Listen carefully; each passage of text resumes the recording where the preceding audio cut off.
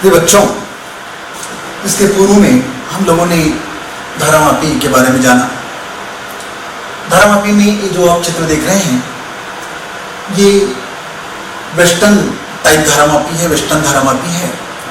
और इसमें दो भाग आप देख ही रहे हैं, एक भाग है चुंबक, दूसरा भाग है कुंडली।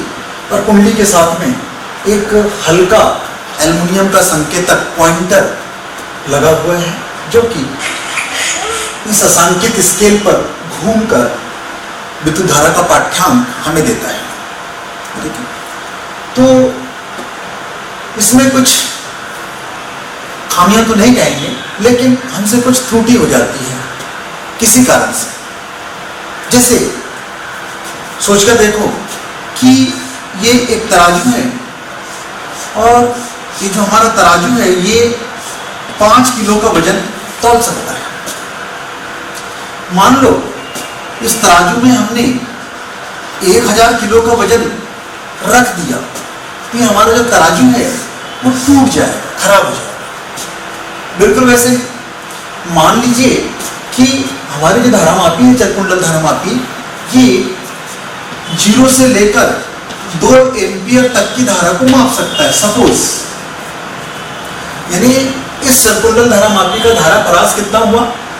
2 एम्पियर हुआ। यहाँ के हिसाब से हम 0 के बाद 1 2 3 4 5 मान लीजिए चरकुंडल धारामापी का धारा परास कितना है? 5 एम्पियर है। ये धारा परास का मतलब क्या समझते हैं? धारा परास की क्या मीनिंग होती है कि हम 0 से लेकर 5 एम्पियर तक किसी भी मान की धारा को हम लोग माप सकते हैं। मान लो परिपथ में 1 एम्पियर धारा प्रवाहित हो रही थी, संकेतक यहाँ तक रहेगा। 2 एम्पियर तक प्रवाहित हो रही धारा तो इतनी संकेतक बताएगा। जितनी ज्यादा आप धारा के मान को बढ़ाते जाएंगे, ये जो संकेतक है ये अशांतिक पैमाने पर घूमता चलेगा। पर आपको तो ये नहीं मालूम कि परिपथ में कितनी धारा बह रही है। मान लो कि परिपथ में 10 एम्पियर की धारा बह रही है, तो क्या होगा? और हमने इस चरकुंडल धारामापी को धारा मापने के लिए हमने उपयोग में ला लिया। और परिपथ में बहने वाली धारा का मान, ये जो 2 सिरे हैं, इन 2 सिरों को हमने कहाँ जोड़ दिया? एक ऐसे परिपथ में जोड़ दिया कि जिसमें जो है 10 एम्पियर की विद्युत धारा प्रवाहित हो रही है। तो अब आप देखिए क्या होगा। बिल्कुल इस तरह से तराजू में मान लो 5 किलो का वजन तो तौल सकता था, अचानक 10 किलो का वजन हमने रख दिया, तो इसका जो कांटा है वो धीरे से क्या हो जाएगा? बड़ी तेजी से क्या हो जाएगा? घूम जाएगा। बिल्कुल वैसे ही यहाँ पर यदि 10 एम्पियर की विद्युत धारा यहाँ पर क्या होगी? प्रवाहित करने से क्या हो जाएगा? ये जो संकेतक है सीधे 0 से बढ़ता हुआ सीधे 5 पर जाकर के यहाँ पर आकर के वो रुक जाए। यहाँ पर है अवरोध, यहाँ पर है अवरोधक पिन, और जैसे ही इतनी धारा हम प्रवाहित करेंगे तो सीधे संकेतक घूम करके सीधे किससे टकरा जाएगा? अवरोधक पिन से जाकर टकरा जाएगा। और जैसे कि आप लोग जानते ही हैं, ये एल्युमिनियम का बना हुआ है, बहुत ही हल्का है, बहुत ही पतला है। तो जैसे ही अवरोधक पिन से टकराता है तो यह क्या हो जाता है? टूट जाता है और हमारा जो धारामापी है वह खराब हो जाता है। आपने देखा होगा लैब में प्रैक्टिकल करते समय या देखेंगे, अधिकांश जितने भी आपको धारामापी दिए जाएंगे, सबके संकेतक जो है, सबके पॉइंटर जो है आपको टूटे हुए मिलेंगे। और वो क्यों, ऐसा क्यों होता है? वो हमारी असावधानी के कारण से होता है। ठीक है, तो हम लोगों को ध्यान नहीं होता है कि यहाँ पर किस परिपथ में कितनी धारा बह रही है, और हम लोग सीधे सीधे उस धारामापी को ले जाकर वहाँ क्या कर देते हैं? जोड़ देते हैं। जोड़ने से क्या हो जाता है? देखिए सीधे यह संकेतक जो है अवरोध पिन से टकराता है और हल्का होने की वजह से टूट जाता है। तो एक तो ये खामी हुई अपनी गलती के कारण से। ठीक, दूसरा इसी में एक बात और होती है। सोचिए कि हमारी धारामापी जो है फिर से 5 एम्पियर तक की धारा को वो माप सकता है। उसका धारा परास 0 से लेकर 5 एम्पियर तक का होता है। और मान लो किसी परिपथ में बहुत ज्यादा परिमाण की धारा बह रही है, मान लो कि 10 एम्पियर की विद्युत धारा बह रही है, तो हमारा जो कॉइल है, हमारी जो कुंडली है, उसका जो रेजिस्टेंस है कितने एम्पियर तक की धारा को सह सकता है? 5 एम्पियर तक की धारा को वो सह सकता है। और हम परिपथ में कितनी धारा को बहा रहे हैं? 10 एम्पियर की धारा को अचानक यहाँ पर क्या हो गई? प्रवाहित हो गई। तो ऐसा होने से यह हमारी कुंडली जो है जल सकती है, खराब हो सकती है। तो 2 चीजें यहाँ होती हैं। एक तो अधिक धारा प्रवाहित करने से कुंडली जल भी सकती है, एक, और दूसरा अधिक धारा प्रवाहित करने से हल्के एल्यूमिनियम का अवरोध पिन के टकराने से टूट जाने का भय हमेशा बना रहता है। तो इन दुर्घटनाओं से बचने के लिए हम कोई उपाय करते हैं, और वो उपाय क्या करते हैं, हम जो धारामापी है, धारामापी के जो दो सिरे हैं, कुंडली के दो सिरे हैं, एक सिरा और ये दूसरा सिरा, इनके बीच में एक अल्प प्रतिरोध का तार इस तरह से एक अल्प प्रतिरोध का तार यहाँ पर हम जोड़ देते हैं, और इस अल्प प्रतिरोध के तार को ही हम लोग शंट कहते हैं। ठीक है, तो शंट क्या होता है, शंट एक अल्प प्रतिरोध का, बहुत ही कम प्रतिरोध का तार होता है, जो कि चल कुंडल धारामापी की कुंडली के साथ समानांतर क्रम में जुड़ा होता है। सांकेतिक रूप में हम लोग पूरी धारामापी को इस तरह से व्यक्त करते हैं, और शंट को धारामापी के साथ समानांतर क्रम में इस तरह से हम लोग जोड़ते हैं, इस तरह से दिखा सकते हैं सांकेतिक रूप में। तो समझ में आया? तो शंट क्या चीज है? शंट एक अल्प प्रतिरोध का तार होता है, जो कि चरकुंडल धारामापी की कुंडली के साथ समानांतर क्रम में जुड़ा होता है। अब समानांतर क्रम में जब जुड़ा होगा तो ऐसा करने से क्या होगा, जब कुंडली के साथ जो शंट है वह समानांतर क्रम में जुड़ा होगा तो क्या होगा, जो कुंडली का जो प्रभावी प्रतिरोध है, कुंडली का जो प्रभावी प्रतिरोध है वह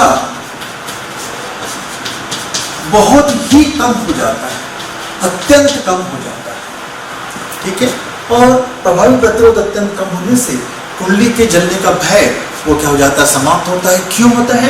क्योंकि परिपथ में जो भी धारा प्रवाहित होगी, परिपथ में जो भी धारा आएगी, मान लीजिए यहां से धारा जा रही है इस तरह से, ये परिपथ के दो सिरे हैं, धारामापी के दो सिरे हैं, इन दोनों सिरों का संबंध हमने किसी परिपथ से कर दिया, तो परिपथ क्या करेगा, धारा को भेजेगा।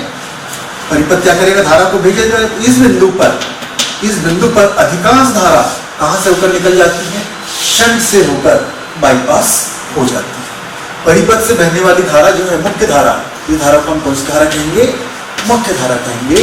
और यह मुख्य धारा इस बिंदु पर इसका अधिकांश भाग बाहर से यानी कि शंट से होकर निकल जाता है, कुछ ही भाग जो है धारामापी से होकर प्रवाहित होता है।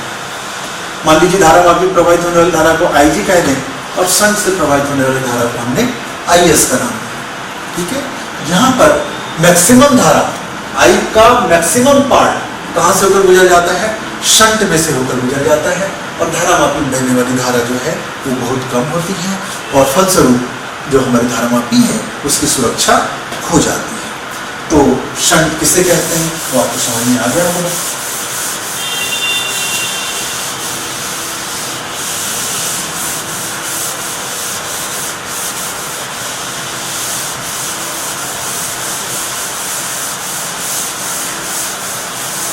अब हम देखते हैं शंट का सिद्धांत।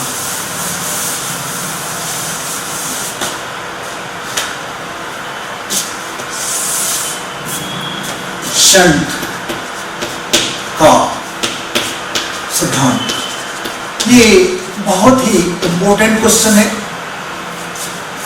परीक्षा की दृष्टि से, एग्जामिनेशन पॉइंट ऑफ व्यू से क्वेश्चन बहुत ही सिंपल आता है। शंट क्या है, शंट का सिद्धांत समझाइए, इसके गुण और दोषों का वर्णन कीजिए। ठीक है, शंट लगाने से क्या लाभ है, क्या हानियां हैं, ये बहुत ही सिंपल सा क्वेश्चन आता है।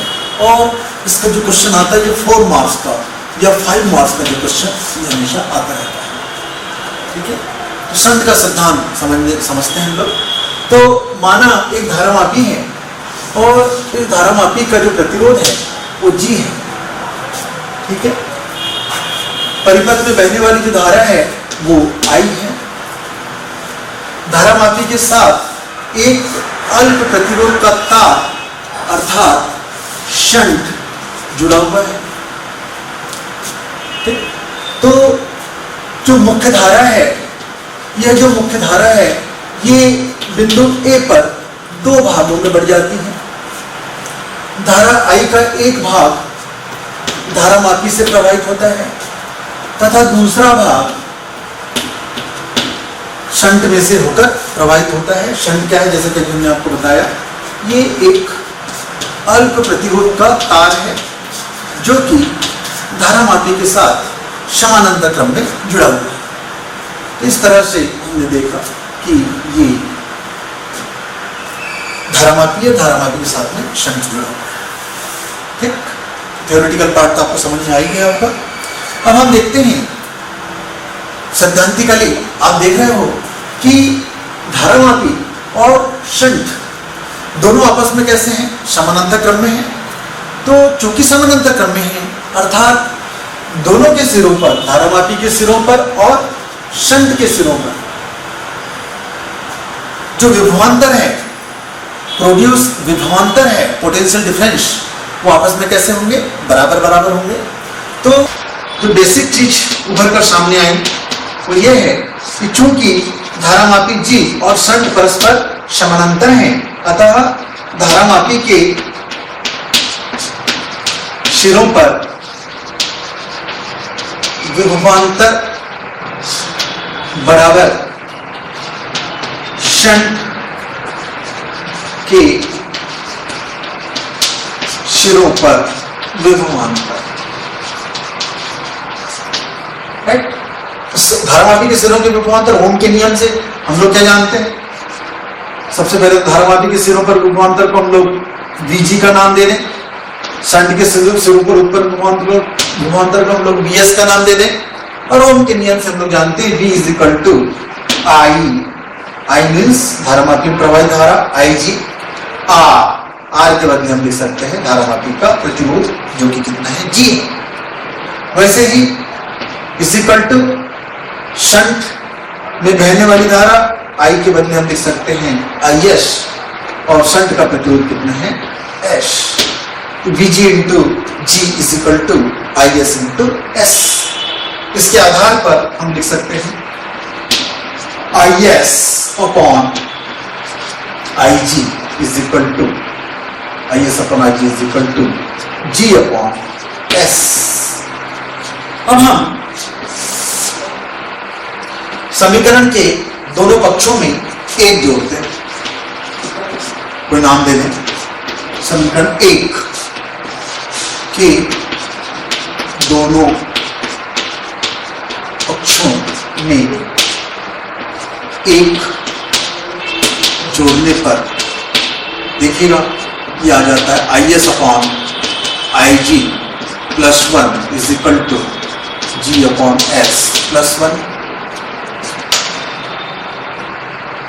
ये मिल जाएगा Is plus Ig upon Ig is equal to G plus S upon S। चूंकि आप देख रहे हो यहां पर जो Ig और Is है ये दोनों मिलकर के ये किसके भाग हैं, एक्चुअली ये दोनों भाग धारा I के ही भाग है। I धारा जो है बिंदु ए पर दो भागों में बटी, means Ig plus Is is equal to I।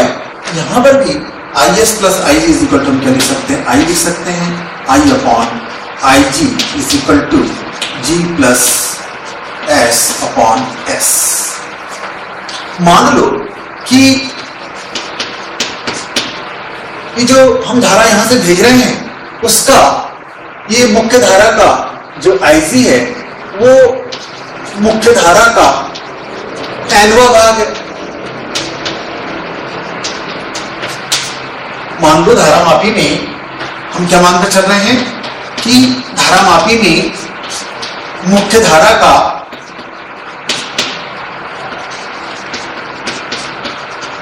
nवां भाग प्रवाहित हो रहा हो, उस परिस्थिति में हम क्या लिख सकते हैं, जो I upon Ig is equal to N।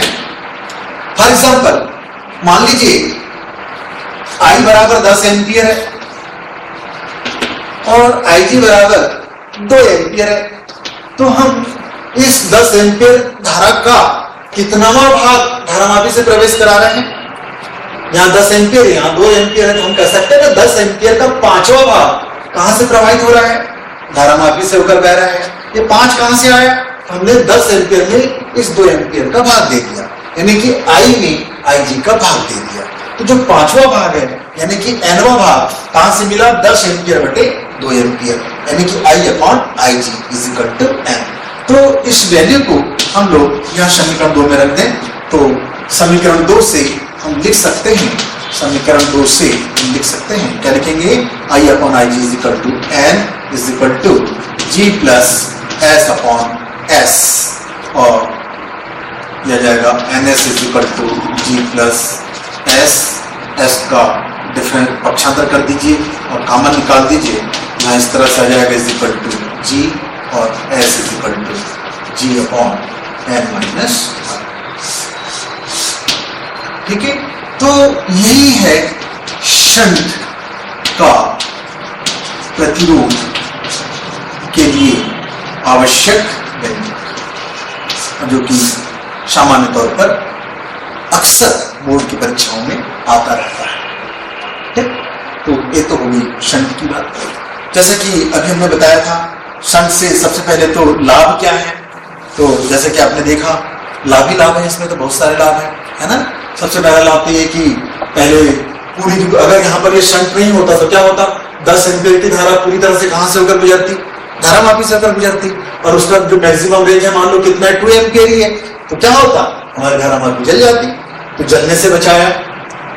दूसरा, जब पूरी की पूरी धारामापी से होकर गुजरती तो क्या होता, धारामापी का संकेतक सीधे अवरोधक पिन से टकराकर टूट जाता, तो इससे भी हमने इस खतरे से भी हमने उसे बचा लिया। तीसरा जो पार्ट है कि जो सबसे जरूरी चीज है कि जो हमने शंट को कहां जोड़ा है, शंट को धारामापी के साथ समानांतर क्रम में हमने उसे जोड़ा है। तो धारामापी को जब हम धारामापी के साथ समांतर क्रम में शंट को हमने जोड़ा, और शंट कैसा प्रतिरोध है, बहुत ही अल्प प्रतिरोध का तार है, तो ऐसा करने से क्या हुआ, ऐसा करने से हमारा जो धारामापी का जो प्रभावी प्रतिरोध है वो बहुत कम हो गया, यहां तक कि इस अल्प प्रतिरोध से भी कम हो गया। तो चूंकि प्रतिरोध बहुत ज्यादा कम हो गया है, उससे जलने का जो भय है वो क्या हो गया, बहुत हद तक कम। ठीक, अब हम देखते हैं शंट से हानि। तो शंट से जो हानि है उसका जो बेसिक पार्ट है वो ये है कि शंट लगा देने से जो हमारा जो धारामापी है, शंट लगा देने से हमारा जो धारामापी है उसकी जो सग्राह्यता है वो कम हो जाती है। ये इसका छोटा सा दोष है, तो कोई बात नहीं, लेकिन इसमें लाभ जो है बहुत ज्यादा है। नेक्स्ट, अब हम जैसे शंट का उपयोग हम लोग करते हैं, शंट की पढ़ाई हम लोग पूरा करते हैं, उसके साथ साथ हम लोग अमीटर और वोल्टमीटर, अभी हमने शंट के सिद्धांत को पूरा हमने पढ़ा। अब हम इसका जो नेक्स्ट पार्ट है जिसको हम लोग कहेंगे अमीटर और वोल्टमीटर।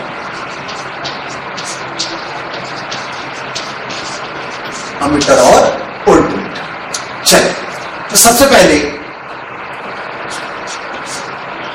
हम बात करते हैं अमीटर।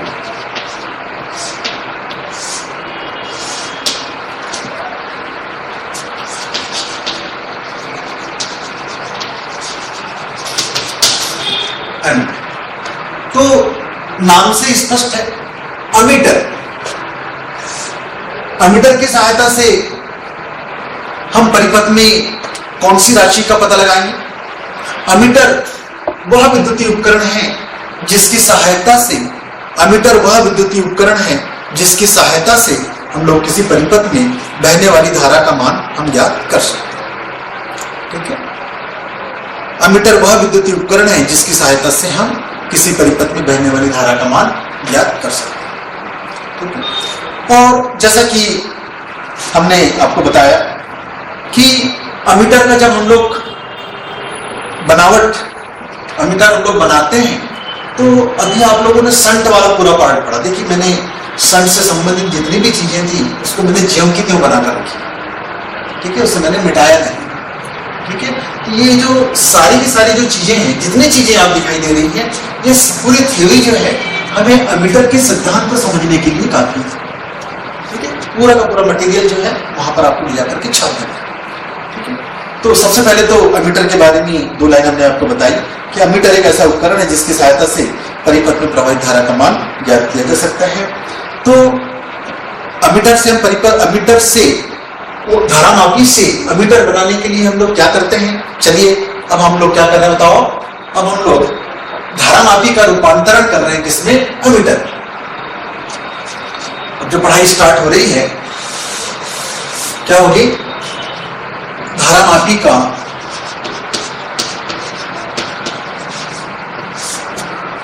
अमीटर में रूपांतरण।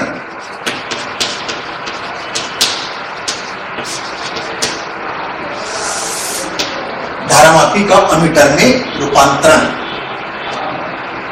तो धारामापी को अमीटर में रूपांतरित करने के लिए धारामापी के साथ समानांतर क्रम में एक अल्प प्रतिरोध का तार अर्थात शंट जोड़ दिया जाता है। ऐसा करने से धारामापी का जो प्रभावी प्रतिरोध है अत्यंत कम हो जाता है और धारामापी के जलने से सुरक्षा हो जाती है। थ्योरी बिल्कुल इसी तरह से रहेगी। मान लीजिए कोई धारामापी जिसका प्रतिरोध कितना है, G है। इसका प्रतिरोध कितना है, G है। परिपथ में बहने वाली धारा I है। धारामापी के साथ समांतर क्रम में जोड़ा गया तार यानी कि अल्प प्रतिरोध अर्थात शंट का प्रतिरोध H है। तो धारा हम यहां से भेज रहे हैं मुख्य परिपथ से, उसका एक भाग IG धारामापी में प्रवाहित होता है, दूसरा भाग IS शंट में से प्रवाहित होता है। ठीक है। तो धारामापी बनाने के लिए, धारामापी को अमीटर में रूपांतरित करने के लिए कितने प्रतिरोध का शंट लिया जाए, इसका कैलकुलेशन हम लोग कर सकते हैं। पूरी की पूरी जो कार्यवाही है कुछ इसी तरह से ही होगी।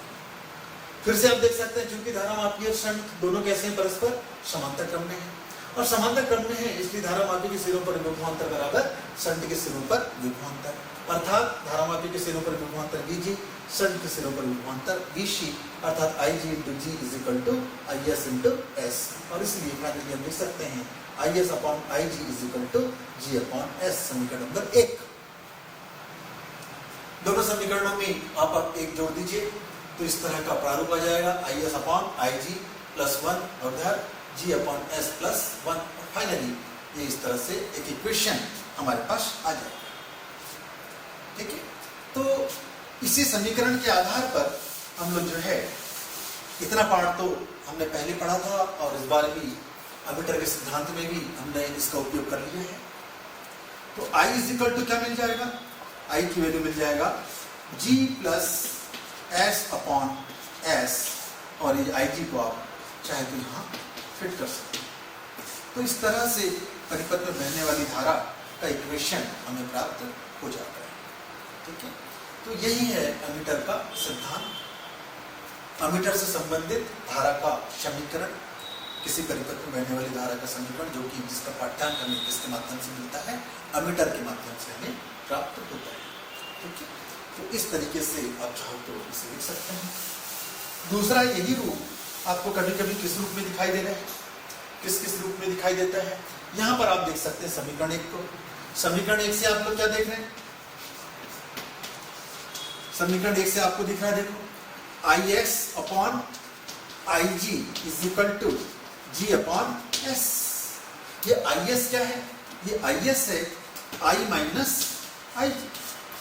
IS क्या है, I - IG / I। Right side कौन है, G/S। तो इस तरीके से S की वैल्यू फिर से प्राप्त हो रही है, देखो S = IG / I - IG × G। ये भी एक शंट का जो प्रतिरोध है उसका ये अपना फार्मूला है। ठीक है। तो परिपथ में बहने वाली धारा का इक्वेशन इस तरीके से आप याद कर सकते हैं। दूसरा अभी हमने प्रूफ किया था कि S = G / n-1, जो शंट का आवश्यक शंट है उसका प्रतिरोध कितना होना चाहिए, उसके लिए अभी हमने एक सूत्र प्रूफ किया था इसके जस्ट पहले, वो है S = G / n-1। राइट। तो इस तरीके से हम लोग जो है अमीटर वाला पार्ट है, बिल्कुल आपने देखा कि शंट की पढ़ाई और अमीटर की पढ़ाई बिल्कुल एक जैसी है। ठीक है। जो पार्ट आपने शंट वाले पार्ट में तैयार किया था वही पूरा का पूरा पार्ट जो है, लगभग पूरा का पूरा पार्ट जो है आप अमीटर में भी कर सकते हैं। क्योंकि अमीटर से हम लोग धारा मापते हैं, इसलिए अमीटर को सदैव कैसे जोड़ा जाता है, हमेशा अमीटर को विद्युत परिपथ में श्रेणी क्रम में जोड़ा जाए। अमीटर को हमेशा कैसे जोड़ना चाहिए? परिपथ में हमेशा श्रेणी क्रम में जोड़ा जाना चाहिए। तो फाइनली बच्चों आप ध्यान रखिए, अमीटर को हमेशा कैसे जोड़ा जाता है? अमीटर को हमेशा किसी भी विद्युत परिपथ में श्रेणी क्रम में जोड़ा जाता है, ठीक, ताकि पूरी की पूरी धारा जो है कहां से होकर गुजरे? अमीटर में से होकर गुजरे, ठीक। दूसरा जो पार्ट है, धोखे से आपने उसे समानांतर क्रम में जोड़ देंगे तो क्या होगा? ये है श्रेणी क्रम का मतलब क्या है?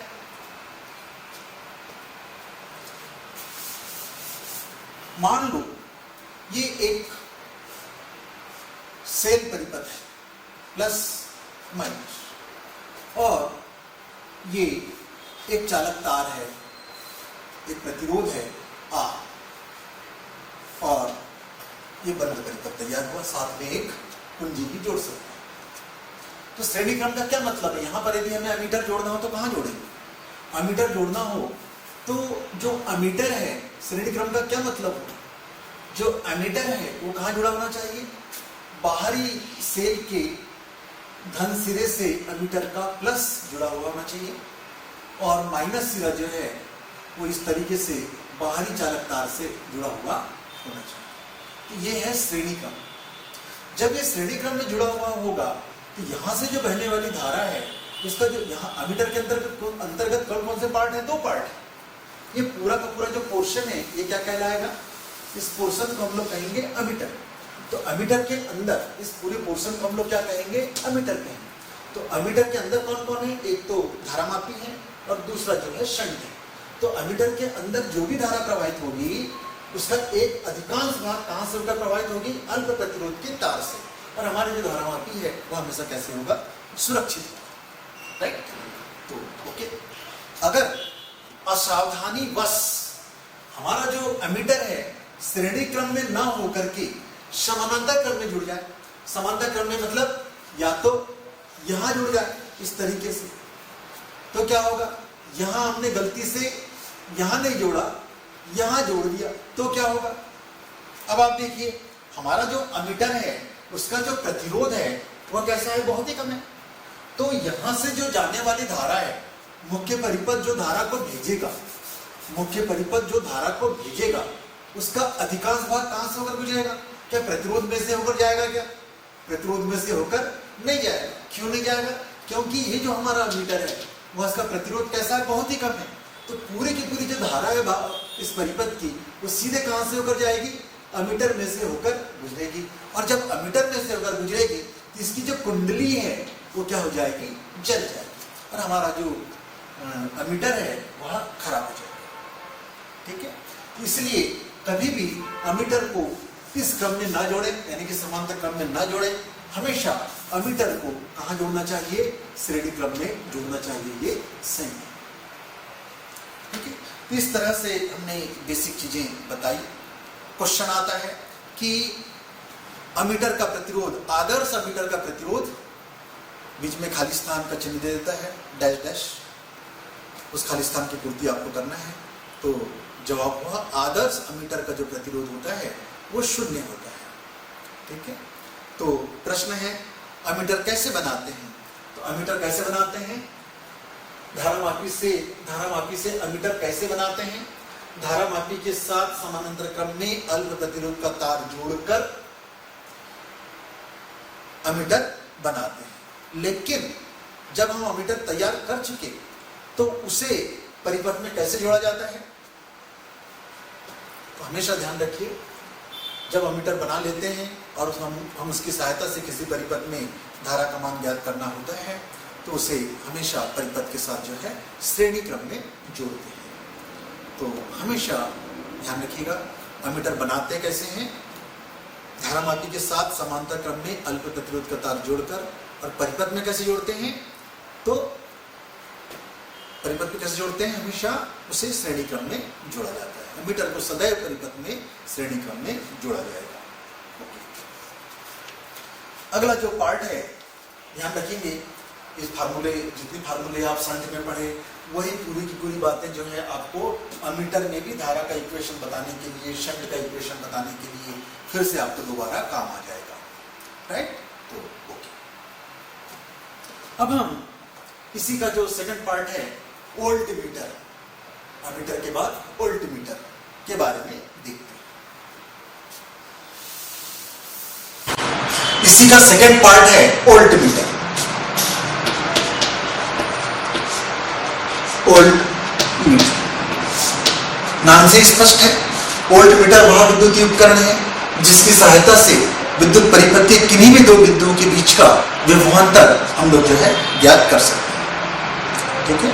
ये तो हुआ वोल्टमीटर। अब हमें कोई धारामापी दे दी जाएगी और इस धारामापी को हमें वोल्टमीटर में रूपांतरित करना है। धारामापी का वोल्टमीटर में रूपांतरण, चूंकि हम वोल्टमीटर के साथ, वोल्टमीटर की सहायता से हम परिपथ के किन्हीं भी दो बिंदुओं के बीच का विभवांतर ज्ञात करते हैं।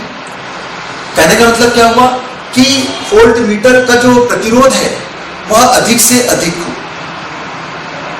और वोल्टमीटर का प्रतिरोध अधिक से अधिक करने के लिए हम लोग क्या करते हैं, धारामापी के साथ एक उच्च विभवांतर का, धारामापी के साथ एक उच्च प्रतिरोध का तार हम यहां जोड़ देते हैं, सपोज की R। ऐसा कर देने से धारामापी का जो प्रभावी प्रतिरोध है वो बहुत ही उच्च हो जाता है। अगर ये आदर्श वोल्टमीटर है इसका प्रतिरोध को हम कह देंगे अनंत, इसका प्रतिरोध। तो आदर्श वोल्टमीटर का जो प्रतिरोध है वह कितना होता है, अनंत होता है, ठीक है।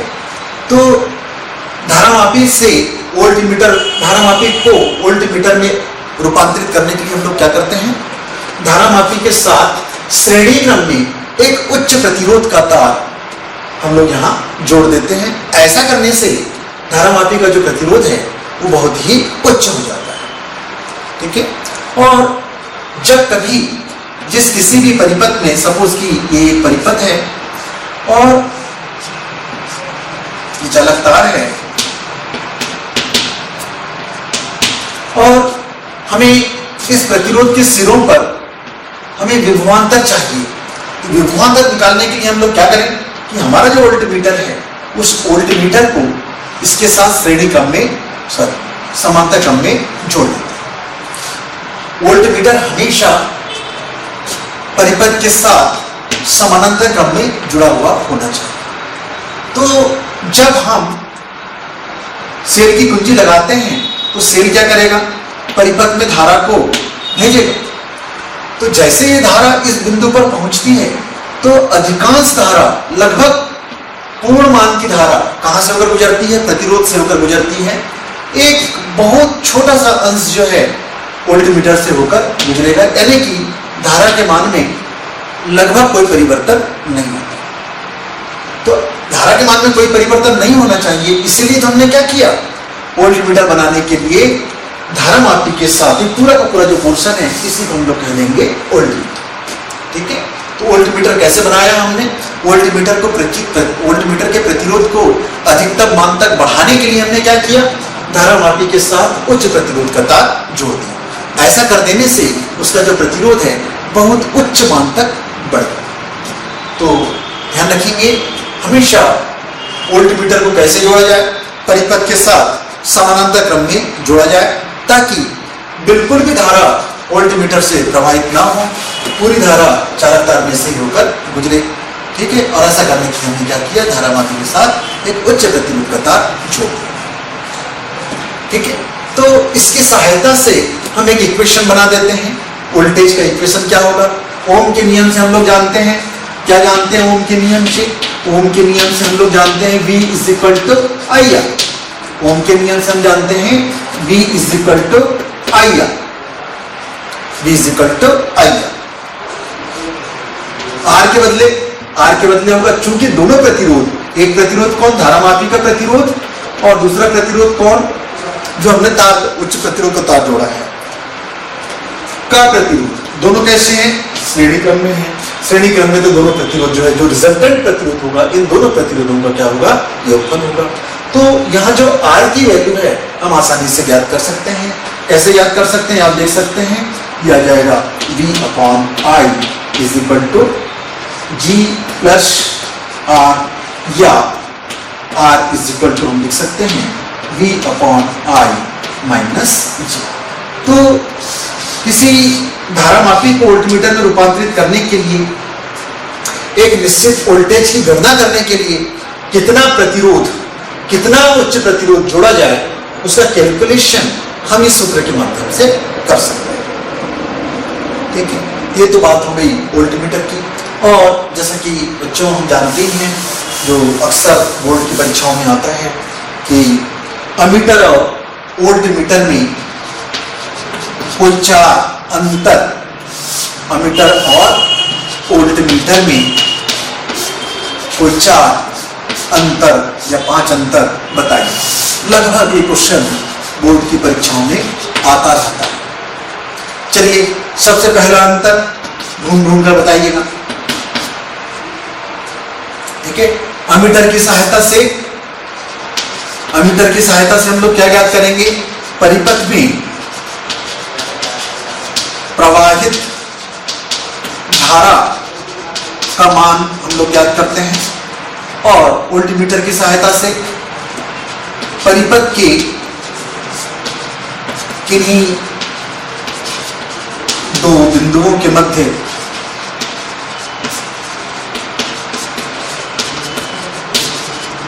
विभवांतर का मान जो है हम लोग वोल्टमीटर की सहायता से करते हैं। एक चीज। दूसरी, अमीटर को जब हम बनाते हैं तो कैसे बनाते हैं, धारामापी के साथ समानांतर क्रम में एक अल्प प्रतिरोध का तार अर्थात शंट जोड़ करके हम अमीटर बनाते हैं। वोल्टमीटर कैसे बनाते हैं, धारामापी के साथ श्रेणी क्रम में उच्च प्रतिरोध का तार जोड़कर जो है हम वोल्टमीटर बनाते हैं। ठीक है, ये दूसरा डिफरेंस हुआ। तीसरा डिफरेंस, अमीटर को सदैव परिपथ में श्रेणी क्रम में जोड़ा जाता है। ठीक, वोल्टमीटर को सदैव परिपथ में समांतर क्रम में जोड़ा जाता है। तो ये जो बेसिक चीजें। चौथा, अमीटर का प्रतिरोध जो है ये अत्यंत कम होता है, और इसका जो प्रतिरोध है वोल्टमीटर का ये बहुत ही अधिक होता है। इसी में एक पांचवा पार्ट और जोड़ सकते हैं। आदर्श अमीटर का जो प्रतिरोध है वो कितना मान सकते हैं हम लोग, 0। और आदर्श वोल्टमीटर का जो प्रतिरोध है उसे हम लोग क्या लिख सकते हैं, अनंत। ठीक है, इस तरीके से दो चार अंतर जो है, जो सामान्य तौर पर बोर्ड की परीक्षा में पूछे जाते हैं, आपको सावधानी पूर्वक इन बिंदुओं का ध्यान